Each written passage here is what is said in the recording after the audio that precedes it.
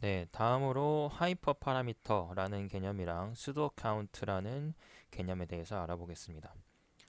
우리가 앞서 봤었던 그 사전 분포, 프라이어 분포로서 이제 베타 분포를 썼는데요. 그때 우리가 썼던 수치인 알파랑 베타를 우리가 일종의 하이퍼 파라미터라고 부릅니다. 우리가 파라미터라는 값에 하이퍼라는 게 붙은 이유는 매개 변수의 매개 변수이기 때문입니다. 즉 이제 우리가 추정하고자 하는 매개 변수가 결국에는 세타였었잖아요. 그 세타의 분포를 결정하는 매개 변수이기 때문에 우리가 하이퍼 파라미터라고 부릅니다. 마찬가지로 딥러닝에서도 하이퍼 파라미터라고 부르는 게 있는데요. 우리가 딥러닝에서의 매개 변수는 웨이트 매트릭스라는 것입니다. 그런데 그 웨이트 매트릭스를 결정해주기 위해서 많은 수치들을 우리가 결정을 해줘야 되는데 그런 많은 수치들을 우리가 하이퍼 파라미터라고 부릅니다. 예를 들어서 대표적으로 학습률이라는 게 있고요. 또한 모델의 디멘션 그리고 이제 배치 사이즈 이런 것들이 이제 웨이트 매트릭스라는 파라미터를 모델의 파라미터를 결정하기 위한 하이퍼 파라미터인 것입니다.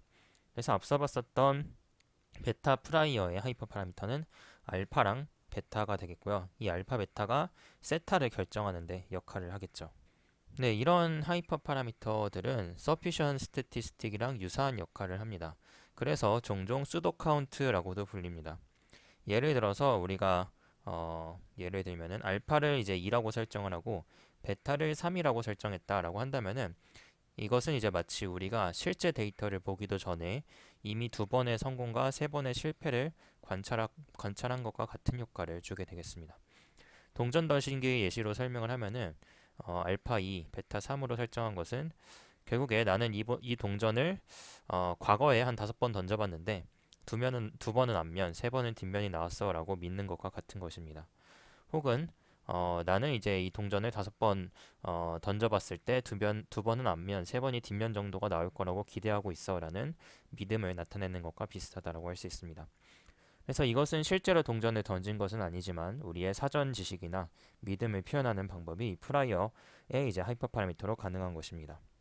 그리고 나서 이제 사후 분포를 계산할 때에는 앞서 봤던 대로 단순하게 관찰된 개수 n1이랑 n0를 의사 개수 수도 카운트인 알파랑 베타에 더하는 방식으로 사후 분포를 계산을 합니다. 이것은 마치 사전 지식에 새로운 데이터, 관찰된 데이터를 추가하는 것과 같게 되겠죠. 그래서 예를 들어서 알파가 2, 베타가 3인 사전 분포를 가지고 있는데 10번의 실험에서 7번의 성공, 즉 이제 n1은 7이 되겠고 실패는 이제 3번이 됐다라고 했을 때 그때 사후 분포는 앞에서 봤던 대로 새로운 베타 분포인데 그때 이제 새로운 알파 틸다는 9로 계산이 되고요. 베타 틸다는 6으로 계산이 되는 그러한 원리로 이제 이루어져 있습니다. 그래서 사전 분포의 강도는 우리가 결과적으로 이런 식으로 계산이 되겠고 이것을 이제 등가 표본 크기, 영어로는 equivalent sample size라고 부릅니다. 그래서 우리가 설정한 이 알파랑 베타 이 값이 실제 관찰된 표본의 크기랑 유사한 효과를 얻게 된다라는 게 되겠죠.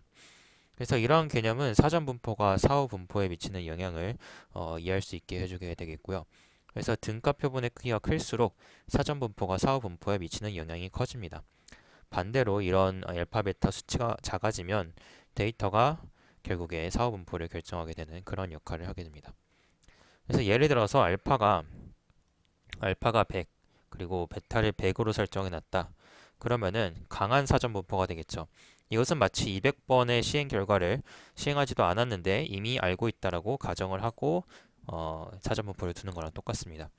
이 경우에 새로 관찰한 10번, 20번 정도의 시행 결과로는 사후 분포를 크게 변화시키기는 어려울 것입니다. 반면에 이제 알파를 1, 베타로 1로 둬서 약한 사전 분포를 가지고 있다면은 이것은 마치 아무런 사전 지식이 없는 것과 같게 되겠고요. 이런 경우에는 새로 관찰한 데이터가 사후 분포의 형태를 거의 전적으로 결정하게 되겠습니다. 네, 이제 구체적인 예를 통해서 생각을 해보면요. 먼저 알파, 베타가 모두 다 2인 경우를 생각을 해보겠습니다.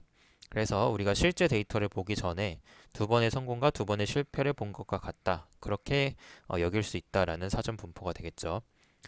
이때 이제 이러한 설정이 결국에 세타가 0.5로 약하게 믿는 것이다 라는 거랑 이제 동일한 것입니다.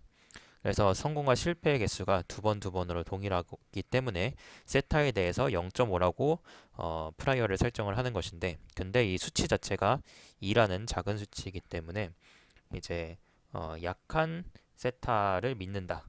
약한 세타가 0.5인 것을 믿는다라고 할 수가 있게 되겠죠. 그래서 이러한 효과는 앞에 봤었던 대로 이제 4-10 그림 전전 페이지에서 봤던 그림에서 보여질 수 있고요. 그리고 우리가 이 프라이어를 이제 알파 베타를 둘 다 1로 설정을 하면은 앞에서 봤던 대로 균일 분포가 되겠고요. 그래서 이것은 이제 인포메티브하지 않은 그런 프라이어가 되겠습니다. 그래서 무정보 프라이어가 되겠고요. 그래서 이제 데이터 셋에 대해서 전적으로 결정이 되는 그런 프라이어가 되겠습니다. 그래서 이러한 예시들을 봤을 때 결국에 사전 분포의 선택이 최종 결과에 어떤 영향을 미치는지 알 수가 있게 해줍니다. 그래서 강한 사전 믿음, 예를 들어 큰 알파 베타 값을 가지면 더 많은 데이터가 이제 그 사후 분포에 영향을 미치는데 필요하게 되겠죠. 그래서 조금의 데이터셋으로는 사후 분포를 크게 변화시킬 수가 없습니다. 반면에 이제 작은 알파 베타 값을 써서 약한 프라이어를 쓰게 되면은 적은 양의 데이터로도 사후 분포를 크게 변화시킬 수가 있습니다. 네, 이제 이 사후 분포를 어떻게 활용할 수 있는지를 알아보도록 하겠습니다. 특히 이제 사후 분포에서 가장 확률이 높은 지점을 찾는 최대 사후 확률인 MAP, Estimate에 대해서 알아보도록 하겠습니다. 그래서 우리가 MLE 추정을 했었죠. MLE 추정에서는 뮤 값을 계산한다든지 시그마 값을 계산을 하는데, 우리가 이 MAP 추정에서도 MLP 추정이랑 비슷한 것을 할 수가 있습니다. 즉 이제 MLE 추정에서는 likelihood에서 추정을 했다라고 한다면은 MAP 추정은 포스테리어에서 추정을 하는 그런 것이 되겠고요. 마찬가지로 사후 분포에서 가장 확률값이 높은 매개 변수 값을 찾는 방법이 되겠습니다. 그래서 사전 정보랑 likelihood랑 동시에 고려를 했을 때 가장 확률이 높은 매개 변수 값을 찾는 방법이 되겠습니다.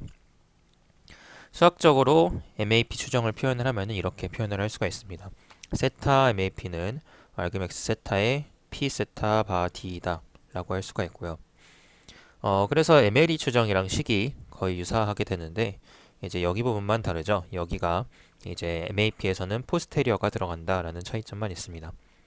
이 식의 의미를 보면은 결과적으로 argmax는 주어진 함수를 세타에 대해서 찾아라. 어떤 세타에 대해서 찾냐면은 이 오른쪽에 p를 가장 최대화하는 세타를 찾아서 걔를 우리가 세타 MAP로 놓겠다라고 하는 것이 되겠습니다. 그래서 주어진 p 세타 d를 가장 최대화하는 세타 값을 찾아서 걔를 세타 MAP로 설정을 해라 라는 값이 되겠습니다. 그리고 이 값은 우리가 ML에서 했던 거랑 똑같이 이 로그를 취해도 똑같습니다. 그래서 로그 MAP도 우리가 식이 좀 변하지 않죠. 왜냐하면 로그는 단조 증가 함수이기 때문에 우리가 이 식에다가 p에다가 로그를 취하더라도 세타가 최대화가 되는 지점은 이 식이 최대화가 되는 지점은 세타가 똑같을 것입니다. 그래서 우리가 이 식을 로그를 붙여서 써도 똑같게 되겠고요. 이 상황에서 이제 로그 뒤에 있는 로그 포스테리어를 보면은 포스테리어는 사전 정보, 사전 프라이어랑 라이클리우드의 곱이기 때문에 로그 안에 들어가 있는 곱셈은 이렇게 덧셈으로 바뀔 수가 있습니다. 그래서 결과적으로 이 식의 의미를 해석해 보면은 MAP 추정은 사전 확률의 로그 분포랑 그리고 라이클리우드의 로그 분포를 합을 내서 그 수치를 최대화하는 세타를 찾는 것을 의미를 합니다. 네, 그래서 우리가 이제 앞서 배운 베타, 알파, 베타 사전 분포를 사용할 경우 MAP 추정값을 계산을 실제로 해보게 되겠습니다.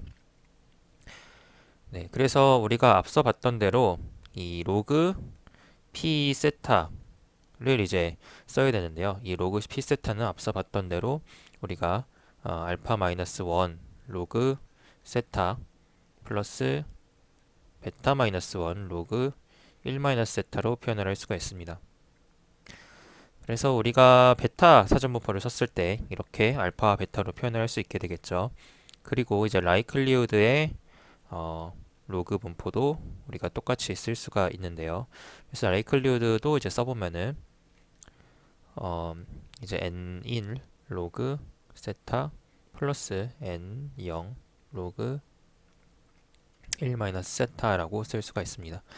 그래서 얘네 둘을 합친다라는 거니까요. 얘네 둘을 합친다라는 거니까 다시 써보면 이제 앞에서 봤었던 그 식이 나오게 되겠죠.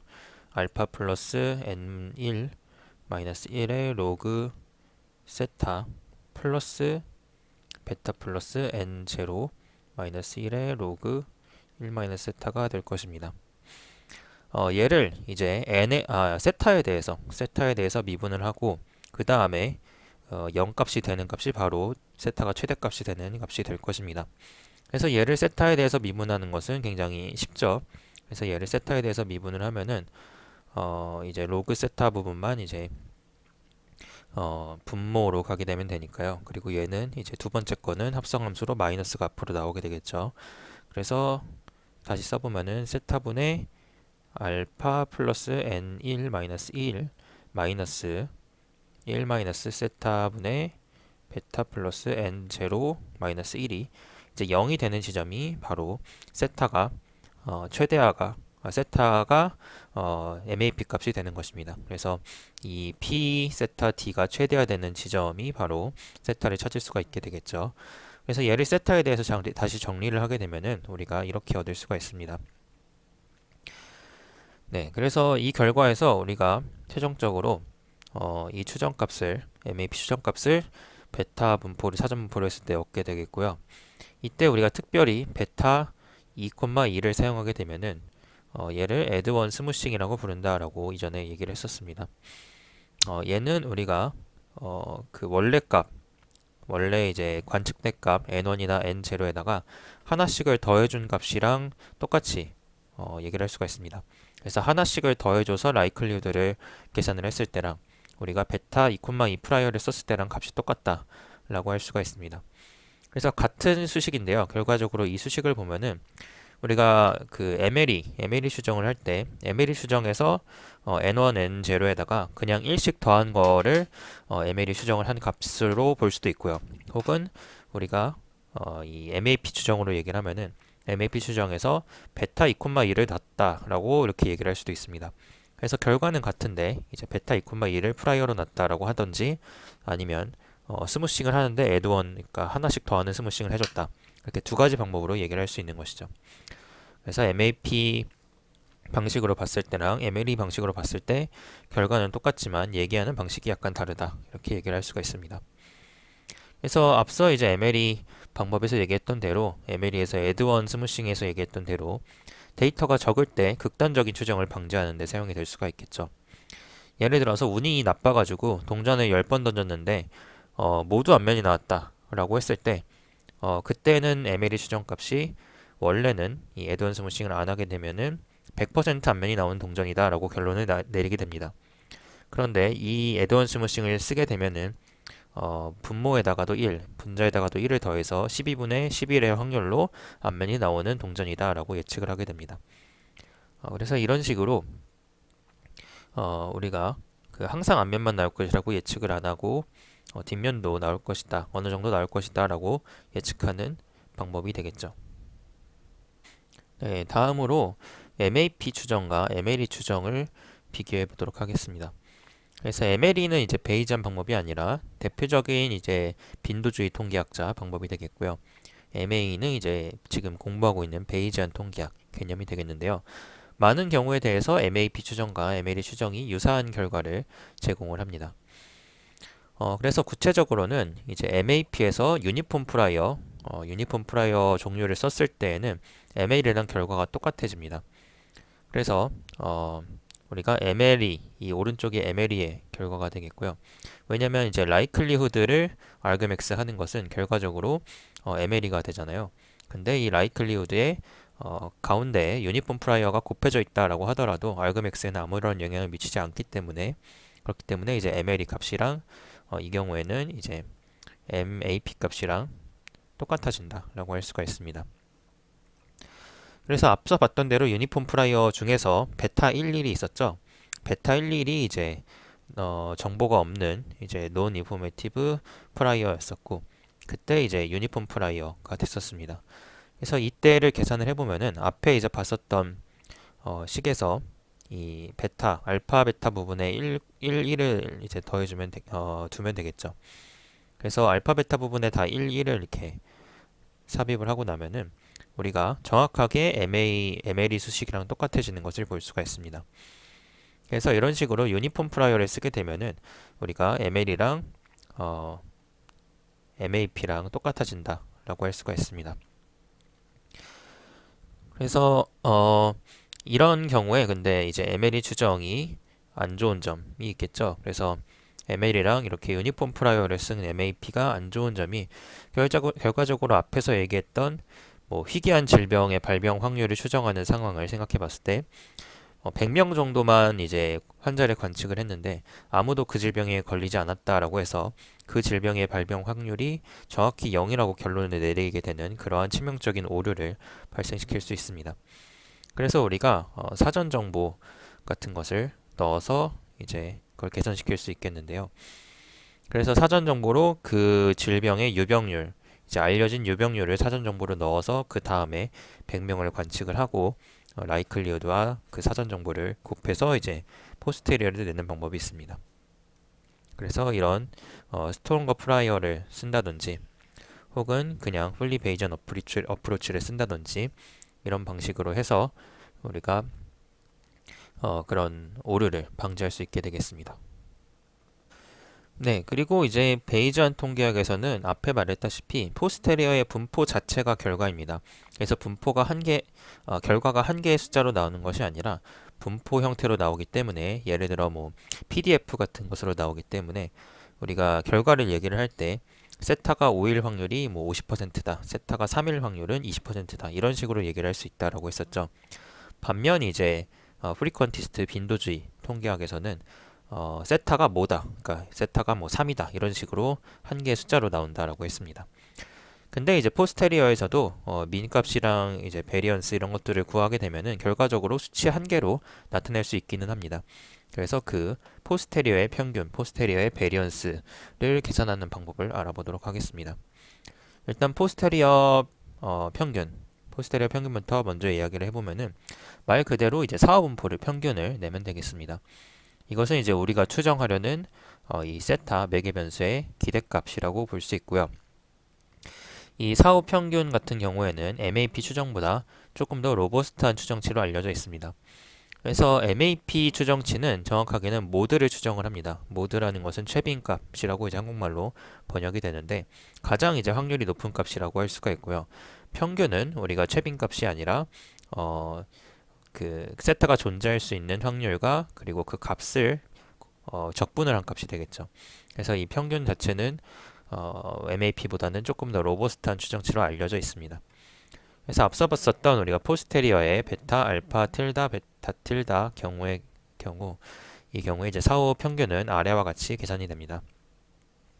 이렇게 계산이 되고요. 여기서 이제 n 틸다는 이 알파 틸다 플러스 베타 틸다가 되겠고요. 결과적으로 우리가 사후 평균은 성공 횟수를 전체 시행 횟수로 나눈 것과 같기는 한데 우리가 이 성공 횟수를 계산을 할 때 사전 정보를 넣는다라는 것만 다르게 되겠죠. 알파가 그 성공한 횟수가 아니라 성공한 횟수에다가 사전 정보의 알파 값을 더한 값이었습니다. 그래서 원래 이제 그 MLE에서 확률을 계산하는 방식과 매우 일치한다라고 볼 수가 있고 직관적이라고 할 수가 있습니다. 또한 이제 좀 더 흥미로운 점은 사후 평균을 다른 방식으로도 표현할 수 있다라는 것이 되겠습니다. 그래서 사후 평균은 사전 평균과 MLE의 컨벡스 컴비네이션으로 표현을 할 수가 있습니다.